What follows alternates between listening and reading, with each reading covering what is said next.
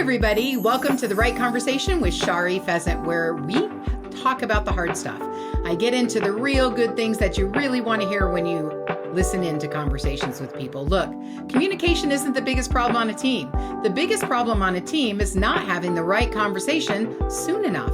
And the right conversation is really about 5 factors. Talking to the right person about the right thing at the right time, with the right tone and intonation, and with the right intentions. So join me for the right conversations that I have with my guests, and you get to hear all about the hard stuff. You're going to love this. So let's dig in.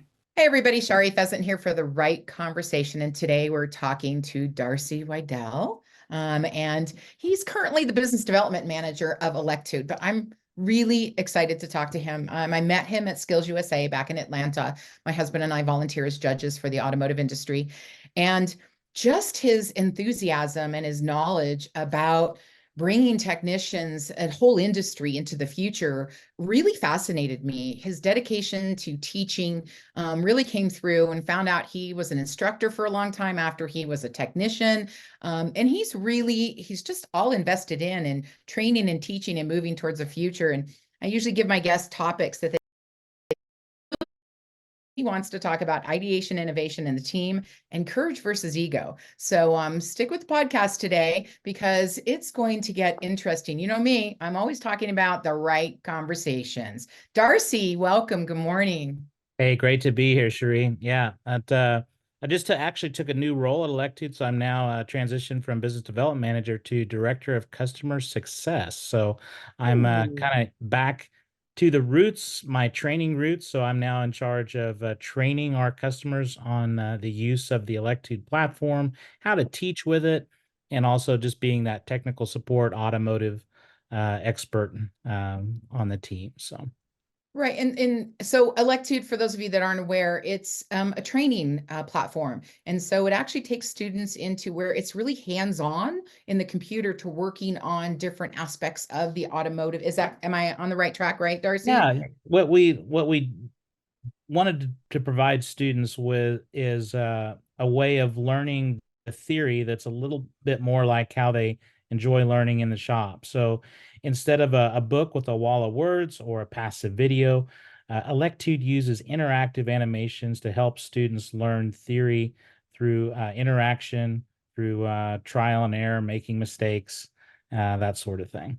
Now, we do have people not from the automotive industry listening to the podcast. And so, look, I've been in 16 different industries at this point, and things tend to be the same. We're always looking for innovation, right? We're looking for enthusiasm. Engagement is a big deal. And so I think that the messages really do cross over into other industries, and what you were talking about, Darcy. Oh, absolutely. I think you're right on there. Yeah.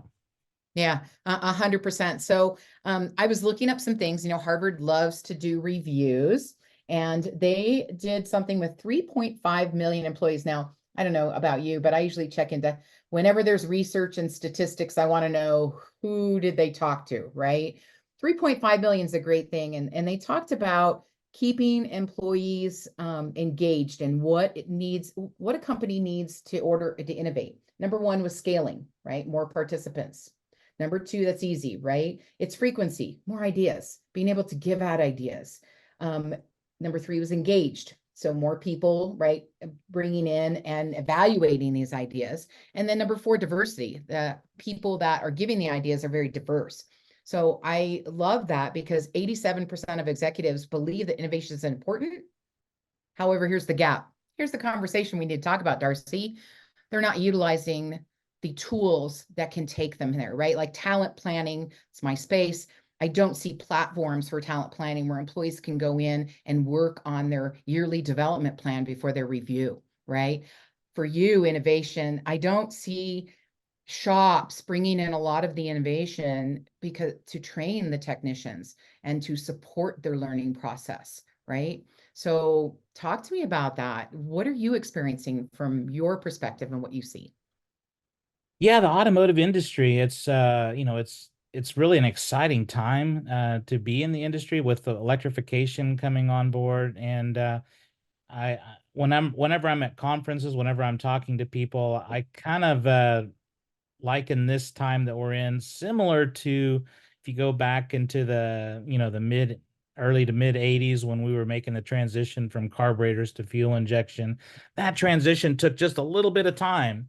But this transition from the internal combustion engine to electrification, it could actually last 20, 30 years. And so the issue that we're having now is today's students, they not only have to learn about, the conventional automobile, if we want to call it that, with an internal combustion engine, but the whole electric vehicle as well. And teachers are already kind of pressed for time.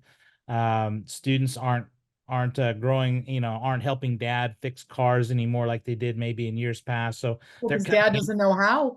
right.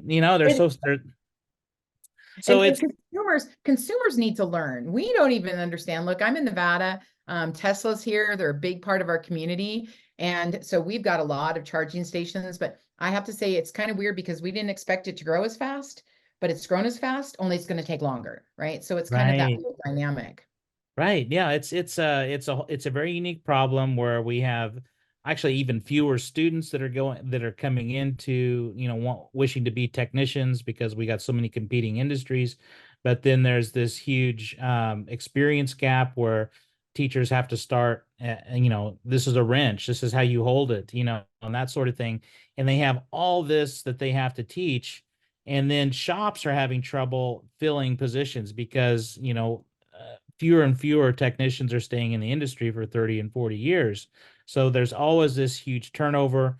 And I think shops now are starting to recognize that they can't just look to the schools to provide their technicians. They're having to grow their own, so to speak, and I've come with seen apprentice programs pop up everywhere, right? it's becoming a Napa huge has a great deal. apprentice program. I've talked to a couple people in California, Chris Newth, and another gal that they're putting together apprentice programs. So yes, and shops are having to do that. And so it's kind of funny, right? Because we bring them in, there's this expectation of billable hours and what our agreement, our contract, our professional contract looks like between each other. And we're having to change that dynamic. Right, And right. really support that learning. So you talked about something, the experience gap. That's a big deal, Darcy. It is. It is. And I think that comes along with that is lack of confidence. A lot of Ooh. today's students in schools, they lack I'm seeing that they're lacking the confidence to go out there and do it. And they go, oh, I'll never get to the knowledge and experience level of my teacher, or the technician working in shop A or whatever. I think I'm just going to stay, with my part-time job at, working at maybe Home Depot or something like that. Not that those aren't good jobs, but I'm No, just saying, right. I get it, but sticking it's with a big what's deal. safe. Why do they have a lack of confidence? Well, I mean, here I'm going to dig in, right? Right. With Well, this absolutely. conversation. No, I think it has to do, and I can look back at my teacher days years ago, and my introduction to teaching was, well, here's the textbook we're using. Here's the keys to the shop and the tool room. Just teach them what you know. I had no teaching experience. All I had was what I remember how I was taught. And what can often, the trap that new teachers or automotive instructors can often fall into is they just start teaching students what they know, things that they've developed over 20, 30 years. And then so it becomes to be making it seem more complicated than it is. And what I found is the What? You never simpler do that. Oh, right. And I did it. Just like I felt like it took me I 5 live years. that. I'm always like, easy, make it easy, make it simple, make it simple. That's constantly going on in my head. Yeah, and the simpler you can make it, and the more fun that you can make it, and also the more that you can do certain projects and things that students can learn for themselves. And also, here's the thing when it comes to being humble as a teacher, I think it's necessary to say, well, you know what? I don't know. And just let that sink in for a little bit. Okay, let's stop there for, hold on. Hold on, Darcy. You're on it now, right? Leaders need to be vulnerable. The problem is that when they're vulnerable, they get eaten by the coyotes, the Yeah, pack. Right. right? We've got that herd mentality, and the weak don't survive. The problem with that is you're not going to get a vulnerable, transparent leader if that's what you're going to do. So both sides need to change. And it's really funny because that's my space, right? Those are the rock walls I climb between the leaders and the direct reports, or the employee base, or the front line, whatever you want to call that. There's that, because there's no top and bottom anymore, right? No. It used to be leaders at the top. You and I are old enough to know this, right? Leaders at the top. How do we serve them? What do I do? How high do I jump? Right? When they say jump, we don't say how high, right? We just go, kind of a thing. Right. And it's not Right. the workforce anymore. If anything, the leaders are at the bottom. I have a leadership circle, right? I think leaders are in the middle, and then we serve everybody else around us. And that's what that looks like. But gosh, to get a leader, look, my business is running fine. We're okay. I'm not bankrupt yet. I have money. The cash flow's there.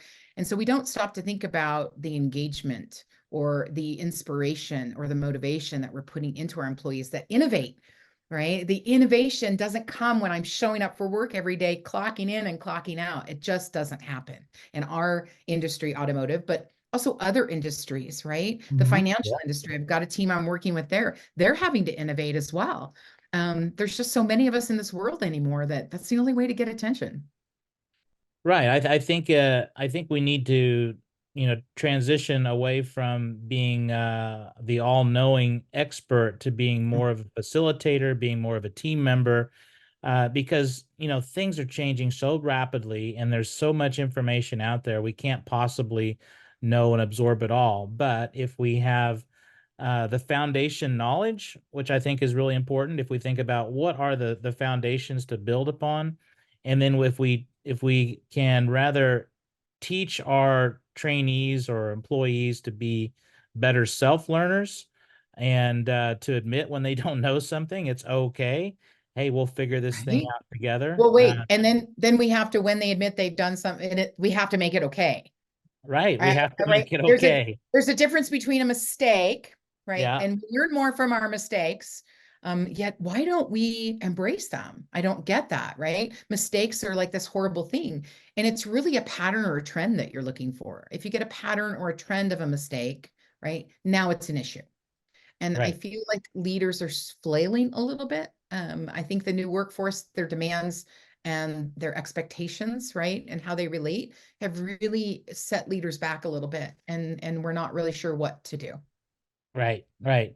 And then from, my point of view, and on the automotive side, a lot of today's young people, they've seen all the videos, they've there's so much information just on their phone, but they lack that hands-on experience. So I think Is that the years problem with confidence?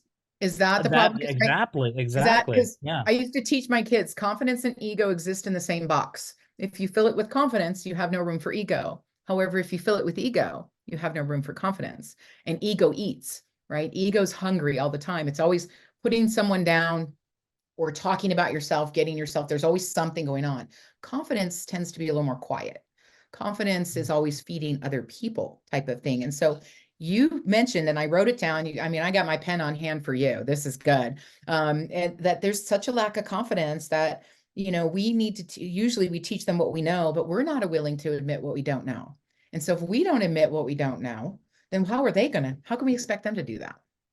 Right. And I think that kind of taps into where we're at right now with teaching electrification. There's most schools, even though hybrid electric vehicles have been around for over 20 years, very, very few schools are teaching hybrid electric drive. And if you think about it, today's students, that's the majority of what they're going to be working on if they stay in the industry. And Mhm. so why aren't teachers teaching electrification? Because there Um, aren't any Darcy, we just lost all our high school programs here. We only have a college program anymore. Why? Why are high schools? No, here comes the conversation again, okay, right? I'm sure. going to hit them all. I'm not afraid. Hey, look, I always tell everybody, look, You can shift gears whenever you want to here. So yeah. well, and I'm an observable behavior, right? I face problems head on, All all right. 15 of them at the same time if I can tap into them for sure, right? But I think that why are principals not honoring the trades enough to have the programs in their high schools? Not every student is meant to go to college. I thought we Hmm. could do that like 10 years ago, but I'm still Right. seeing evidence of it. They're so far behind. Well, what I'm seeing, from my point of view, in the position where I'm, training new teachers, I'm working with administrations, uh, there it's a very expensive program to have at a school, an automotive. That's for sure. All the equipment, all the tools. Ooh, So it's an expensive program to have. There is a lot of liability, obviously, too, with working with good you know point. with equipment and having vehicles up on hoists and jack stands and that sort of thing, but also just finding qualified teachers. Now, I know that when if you're a technician, if you're a good technician working in a shop making close to maybe $100,000 a year or more, it's difficult to walk away from that and take a $35,000-$40,000 teacher job.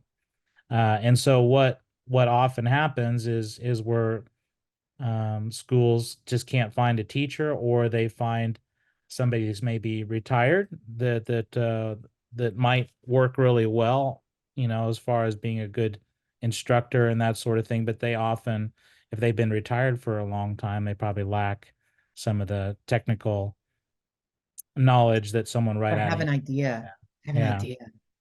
Why don't we change why don't we get shop owners? Like shop owners need to get out of their shops, right? Owners working in the business versus on the business. What if we did this campaign where we really went out to shop owners and had them consider that's how they get out of the shop is they take a teaching job Yeah, yeah. Or and then I think also the ability to maybe have students do job shadows at the work. at the work. And maybe I know in the US for many many years it's been more of a, the hands-on is done at the training center, but perhaps we need to switch to more of a European model where maybe the theory work is done at the school or from home, and then when the hands-on comes, that's where the internship part would be, or maybe the student would be sponsored by a shop or dealership, and they would work under the mentorship of an experienced technician who would be kind of like the role of the teacher in the shop. So I think So there's that's how they do it in Europe.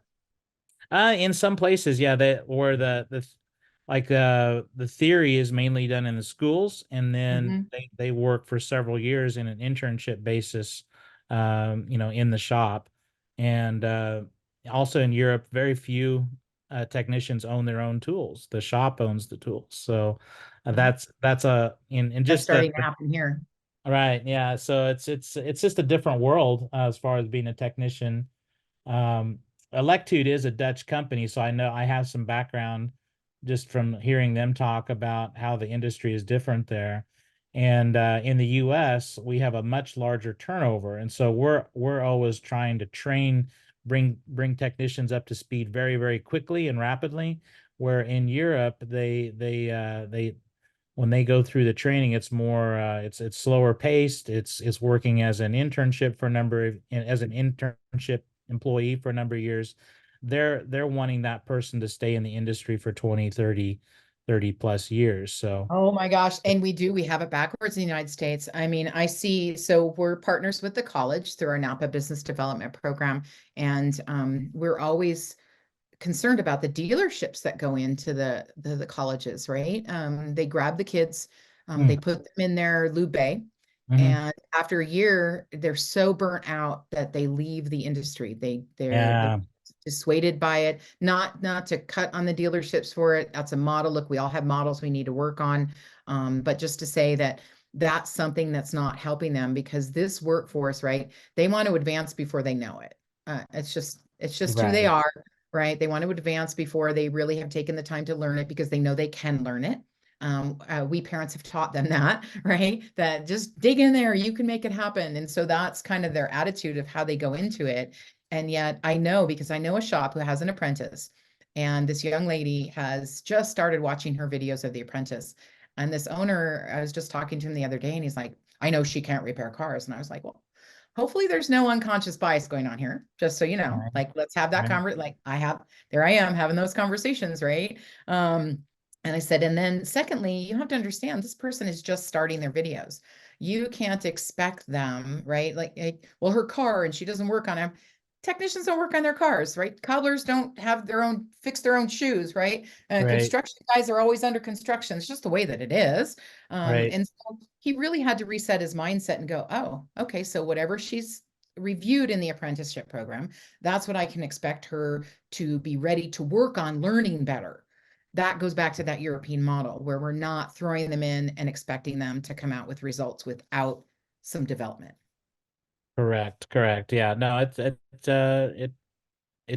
today's students are just going to progress a little slower, and because they lack that pre-existing experience, and that's going to Confidence. require, pardon me, And confidence. confidence, right? Yeah, they've they've been exposed to it through media, through on their phones and things like that. They've read all about it. They have head knowledge concerning a lot of things, but what they lack is that hands-on experience. And so I think in today's training centers, whether you do it at school or in an internship level, it's kind of flipped from maybe years ago, where students coming into programs years and years ago, they had that mechanical hands-on experience. They knew the value of a breakover bar and WD-40, but they didn't have that theory. Now it's almost like students can learn the theory at home. They have that, but when they come to the training center or at the shop, we need to get them working on vehicles to get that hands-on experience, that confidence. That's the only way you're going to build it. So I think we have to rely on more technology as far as learning the theory and things like that, either from home or away from the training center, so that when they come to the school, it's more time to spend hands-on developing those skills, so that when they do go out in the industry, they have the confidence needed to take the next steps. Well, I'm sure you've loved this conversation, and you can tell that it's not over yet. So join me on the inside in the next podcast, where we're going to continue our conversation.